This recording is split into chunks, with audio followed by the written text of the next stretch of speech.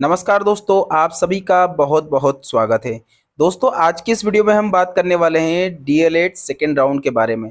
DElEd का second round यहाँ पर प्रारंभ हो चुका है। उसकी पूरी प्रोसेस मैं आपको बताने वाला हूँ। रजिस्ट्रेशन से लेकर के तो आपको चॉइस फिलिंग तक की पूरी प्रक्रिया आपको बताने वाला हूँ। तो इस वीडियो को लास्ट तक जरूर देखना। वीडियो अच्छा लगे तो एक लाइक जरूर कर देना। चलिए, तो यहाँ पर शुरुआत करेंगे। सबसे पहले आपको डीएलएड काउंसलिंग इस वाले ऑप्शन के ऊपर क्लिक करेंगे। यहाँ पर देखेंगे काउंसलिंग गतिविधि के ऊपर आपको सिंपली क्लिक कर देना है, जहां पर आपको पूरी जानकारी देखने को मिल जाएगा। अब देखिए, फॉर्म भरने से पहले आपको गतिविधि के बारे में समझ लेना है। मतलब आपका जो फॉर्म है वो कब से कब तक चलने वाला है। तो बात करते हैं यहाँ पर डीएलएड काउंसलिंग की। रजिस्ट्रेशन की बात करें तो सेकेंड राउंड की जो रजिस्ट्रेशन प्रोसेस है वो कब से कब तक चलेगी, 17 जून से लेकर के तो 23 जून तक चलेगी। इसके बाद में चॉइस फिलिंग की डेट भी सेम रहेगी, 17 जून से लेकर के तो 23 जून तक। अब यहाँ पर देखेंगे डुप्लीकेट प्रिंट स्लिप और रजिस्ट्रेशन चॉइस फिलिंग दोनों की यहाँ पर डेट दी गई। रजिस्ट्रेशन का पेड अनपेड के लिए 17 जून से 23 जून तक ही यहाँ पर डेट दी गई है। अगर आपके पासवर्ड आपको रीसेट करना हो या फिर एडिट करना हो फॉर्म में, या फिर आपका फॉर्म को पूरा कैंसिलेशन करना हो, इन सभी की तमाम यहाँ पर डेट दी गई है, लिंक भी दी गई है। हमें करना है रजिस्ट्रेशन। अब यहाँ पर सबसे पहले आपको जान लेना है, मध्य प्रदेश का मूल निवासी अगर हो आप तो यहाँ पर आपके पास प्रमाण पत्र होना चाहिए। दूसरी कंडीशन, जाति प्रमाण पत्र सक्षम अधिकारी के द्वारा प्रमाण पत्र प्रमाणित किया हुआ होना चाहिए। ऑनलाइन फॉर्म भरते समय आपका नाम, पिता का नाम, माता का नाम, जन्म तारीख, स्थायी पता, जो प्राप्तांक और मोबाइल नंबर, फोटो, ये सब आपको कंफर्म कर लेना है। इसके बाद में यहाँ पर आपको चेक बॉक्स के ऊपर क्लिक करने के बाद कंटिन्यू करेंगे। कंटिन्यू वाले ऑप्शन के ऊपर जैसे आप यहाँ पर क्लिक करते हैं तो यहाँ पर एक नई जानकारी आई है, वो समझ लेना है।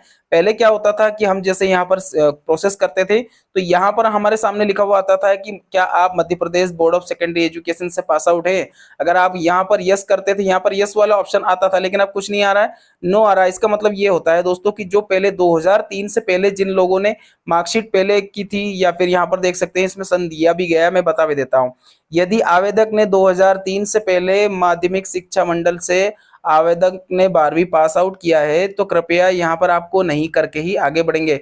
मतलब ये सभी के लिए देखा जाए तो अभी फिलहाल में कोई दूसरा ऑप्शन भी नहीं है, तो हमें यहाँ पर सिंपली आपको नो कर देना है। अब यहाँ पर पूरी जानकारी, पहले कुछ जानकारियां फेस होकर के आ जाती थी। अब यहाँ पर आपके जो नाम, मिडिल नेम, लास्ट नेम, यहाँ पर जो भी जेंडर है, पिता का नाम, माता का नाम, ये सब आपको फिलअप करना रहेगा। 10th की मार्कशीट के अनुसार डेट ऑफ बर्थ आपको फिलअप करना रहेगा। इसके बाद में जो भी आपका धर्म है उसे सिलेक्ट करना होगा। यहाँ पर देखेंगे मध्य प्रदेश के मूल निवासी से लेकर के पूरी जानकारी जो भी रहती है वो आपको कंप्लीट तरीके से यहाँ पर आपको समझना है। तो यहाँ पर देखेंगे क्या आप मध्य प्रदेश के मूल निवासी है तो आपको यहाँ पर मध्य प्रदेश सिलेक्ट करना होगा। अब देखिए यहाँ पर प्रमाण पत्र, यहाँ पर प्रमाण पत्र वाले ऑप्शन के ऊपर क्लिक करेंगे। मध्य प्रदेश के मूल निवासी प्रमाण पत्र नंबर को आपको यहाँ पर इंटर करना होगा। जारी दिनांक जो रहती है वो प्रमाण पत्र में ही लिखा रहता है, तो वो आपको यहाँ पर इंटर करना रहेगा। यहाँ पर देखेंगे कि कब जारी किया गया, कौन सी जगह से, तो वो भी आपको लिखना रहेगा। किसने जारी किया, नायब तहसीलदार, तहसीलदार, एडिशनल तहसीलदार, जिसने भी जारी किया है वो तहसीलदार यहाँ पर लिखा रहता है, वो प्रमाण पत्र में रहता है।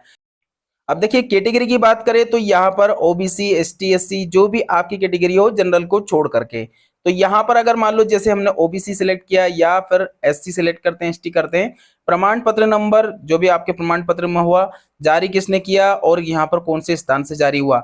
अब बात करते हैं जारी करने वाले अधिकारी कौन है। वैसे तो देखा जाए तो सब डिविजनल मजिस्ट्रेट होता है, लेकिन इनको छोड़ करके अगर किसी दूसरे अधिकारी ने अगर जारी किया है तो आप यहाँ पर ये ऑप्शन में से सिलेक्ट कर सकते हैं। यहाँ पर वार्षिक आय आपके आय प्रमाण पत्र से आपको इंटर कर देना है। देखिए इनकम जो रहती है वो आपके आय प्रमाण पत्र में लिखा रहता है, वहां से आप यहाँ पर टाइप करके आगे बढ़ेंगे। अब बात करते हैं क्या आप भूतपूर्व सैनिक हो तो यस करें, अदरवाइज छोड़ देना है। अगर आप 40% से ऊपर विकलांग कैटेगरी में आते हो तो यस करें, अदरवाइज इसे नो करके यहाँ से आगे बढ़ जाना है। अब बात करते हैं क्या आप शासकीय टीचर हो। एक बात का ध्यान रखिएगा, अगर आप शासकीय टीचर हो तो यस करें, अगर आप शासकीय टीचर नहीं हो तो नो कर सकते हैं। अगर हो तो स्कूल का नाम, यहाँ पर कब ज्वाइनिंग लिया था, कौन से जिले से ज्वाइनिंग लिया था, डायस कोड क्या है, ये सारी जानकारी आपको देना होगा। और कुछ नहीं है तो इसे नो करके छोड़ दीजिएगा। आगे बढ़ते हैं। अब यहाँ पर देखेंगे शैक्षणिक योग्यता में जो लास्ट वीडियो में हमने देखा था उसमें थोड़ी सी कुछ जानकारियां ऐड होकर आती थी 12वीं की। अब यहाँ पर टोटल जानकारी आपको ऐड करना रहेगा। 10वीं की मार्कशीट, उत्तीर्ण कब किया, इसके बाद में प्रतिशत क्या है, प्राप्तांक क्या है, ये सब मार्कशीट से आपको इंटर करना रहेगा। पूर्णांक क्या रहेगा, इसके बाद में प्रतिशत और कौन से बोर्ड से किया, और यहाँ पर जो रोल नंबर है वो 10th की मार्कशीट के अनुसार डालना होगा। अब बात करते हैं 12th की जानकारी। 12th की जानकारी डालने से पहले आपको ये ऑप्शन के बारे में आपको समझ लेना है।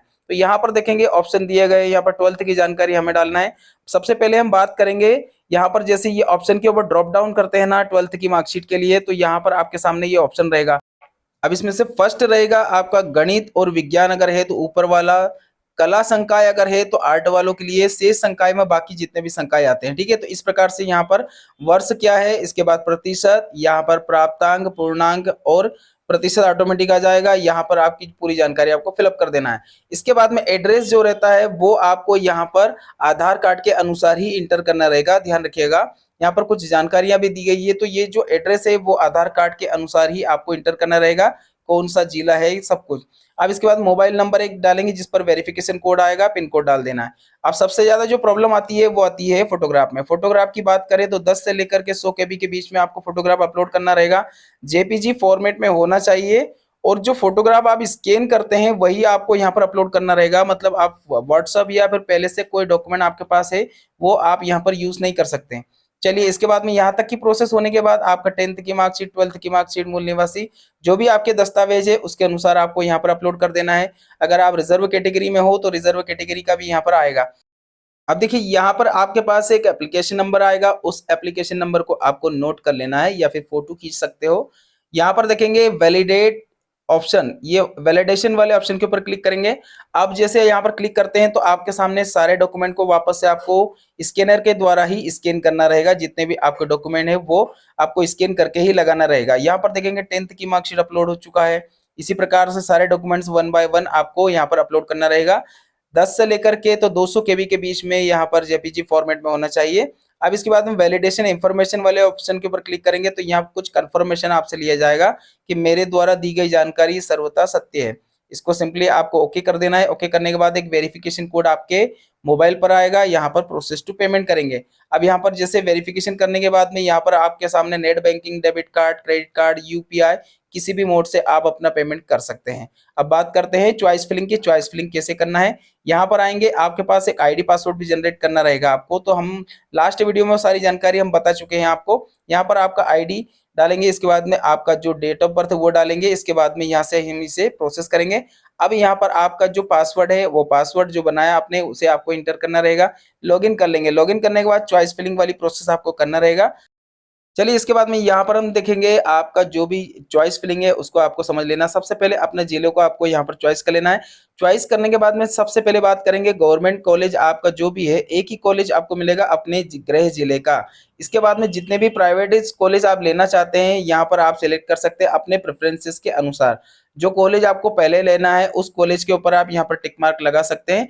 तो इस प्रकार से आप अपने जितने भी कॉलेजेस आपको है, आपको जो लगता है आपकी प्रेफरेंसेस के अनुसार सारे कॉलेजेस को आपको यहाँ पर सेलेक्ट कर लेना है। इसके बाद में सेव प्रेफरेंस वाले ऑप्शन के ऊपर जाएंगे, जैसे आप क्लिक करते हैं, सबमिट करते हैं। तो यहाँ पर सबमिट करने के बाद में आपके सामने जितने भी आपके कॉलेजेस जो आपने सेलेक्ट किए हैं वो सारे कॉलेजेस आपको यहाँ पर 1 बाय 1 देखने को मिल जाएगा। आपकी जो चॉइस की प्रेफरेंसेस आपने दी है वो आपके सामने आ जाएगी। यहाँ पर देखेंगे जैसे आप सेव वाले ऑप्शन के ऊपर क्लिक करते हैं, तो सेव वाले ऑप्शन के ऊपर क्लिक करने के बाद यहाँ पर कंफर्मेशन वाले ऑप्शन के ऊपर क्लिक करेंगे। अब आपको जो है 100 रुपए का एक पेमेंट कटेगा। यहाँ पर देख सकते हैं कंप्लीट होने के बाद में आपको प्रोसेस टू पेमेंट करना रहेगा। प्रोसेस टू पेमेंट कैसे करेंगे वो आपको समझ लेना है। सेम वही प्रोसेस, आप चाहें तो इंटरनेट बैंकिंग से भी आप अपना पेमेंट कर सकते हैं। अगर आपके पास नहीं है तो आप यहाँ पर डेबिट कार्ड, क्रेडिट कार्ड किसी से भी आप पेमेंट कर सकते हैं, नहीं तो आप यूपीआई से भी कर सकते हैं। तो दोस्तों, अगर वीडियो अच्छा लगे तो एक लाइक करके चैनल को सब्सक्राइब करें, वीडियो को लाइक करें। धन्यवाद आप सभी का वीडियो देखने के लिए। आपका दिन शुभ रहे। जय श्री राम।